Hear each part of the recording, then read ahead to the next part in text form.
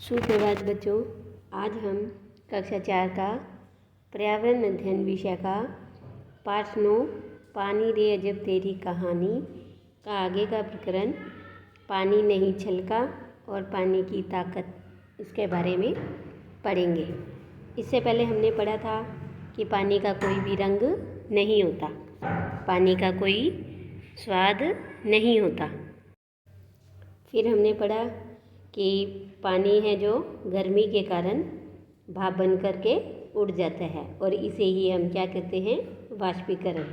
जैसे तेज़ हवा चलती है तब पानी सूख जाता है, गर्मी के दिनों में कपड़े हैं वो जल्दी सूख जाते हैं, बरसात के दिनों में कपड़े जल्दी नहीं सूखते। तो गर्मी के कारण पानी है वो भाप बनकर उड़ जाता है और उसे ही हम वाष्पीकरण कहते हैं। और यही भाप है वो वापस ठंडी होकर और पानी की छोटी छोटी बूंदें बन जाती हैं और उसे हम संघनन कहते हैं। ये देखो, इस तरह से किसी भी दूध के पतीले पर अगर हम ढक्कन ढकते हैं तो उस ढक्कन पर छोटी छोटी पानी की बूंदें हमें दिखाई देने लगती है और इसे ही हम संघनन कहते हैं। और आज हम पढ़ेंगे पानी नहीं छलका।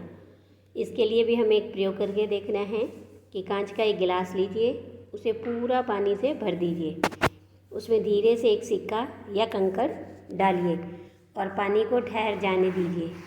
फिर एक और सिक्का या कंकड़ पानी में धीरे से डालें, फिर पानी को ठहर जाने दो।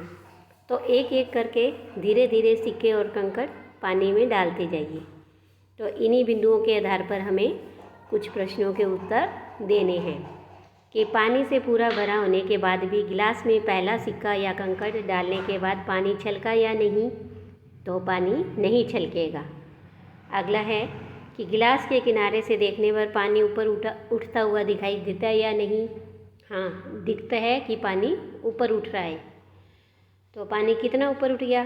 थोड़ा थोड़ा पानी ऊपर उठता हुआ हमें दिखाई देता है। पानी में कितने सिक्के या कंकड़ डालने के बाद पानी गिलास के बाहर छलक गया? तो पानी में हम काफ़ी सारे सिक्के धीरे धीरे डाल सकते हैं। अब देखिए कि अगला प्रश्न ये है, सोचिए और लिखिए। पानी किनारे से ऊपर क्यों उठता गया और बिखरा क्यों नहीं? तो पानी की जो ऊपर सतह होती है वो रबड़ की तरह, एकदम झिल्ली की तरह टाइट कसी हुई होती है और धीरे धीरे ऊपर उठने के कारण सतह क्या है, वो तनी हुई रहती है, इसीलिए पानी बिखरता नहीं है। क्या आपने किसी अन्य तरल पदार्थ को इस तरह किनारे से ऊपर उठते हुए देखा है?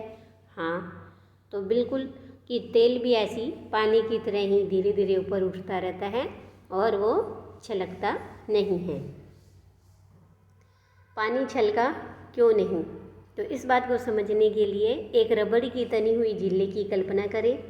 पानी की ऊपरी सतह भी कुछ इसी झिल्ली की तरह ही होती है और धीरे धीरे ऊपर उठने के कारण सतह है वो तनी रहती है और पानी छलकता नहीं है। आगे देखो, पानी की ताकत। पानी ने निकिता को यह भी कहा था कि मैं बहुत ताकतवर हूँ। चलो देखें कैसे, कि पानी में ताकत कैसे होती है।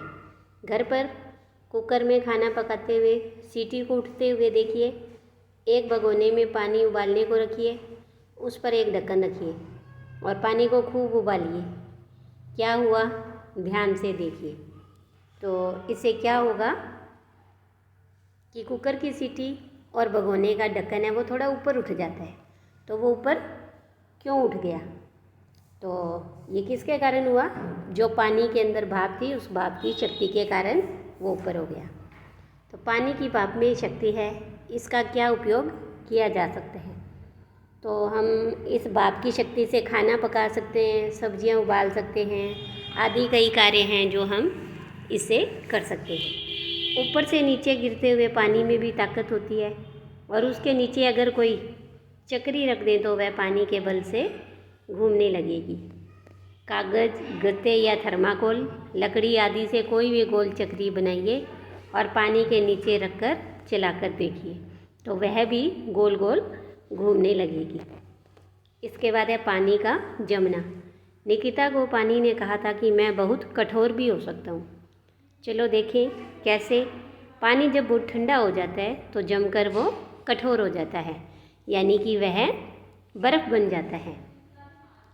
और एक बार बहुत तेज़ ठंड पड़ी तो एक बार पूरी झील जम गई और लोग उस पर पैदल घूमने लगे। तो इस बर्फ़ के नीचे झील का पानी था। बर्फ़ पानी में नहीं डूबती है। तो यह सिद्ध करने के लिए भी एक प्रयोग सोचिए और हमें करके देखना है। तो अगला प्रश्न है कि सोचिए और लिखिए, क्या आपके यहाँ नदी और तालाब का पानी सर्दी में जम जाता है? अगर हाँ तो क्यों? हाँ, हमारे यहाँ भी तालाब का पानी सर्दी में जम जाता है, क्योंकि हमारे यहाँ बहुत तेज़ ठंड पड़ती है और तेज़ ठंड पड़ने के कारण नदी और तालाब का पानी है वो जम जाता है।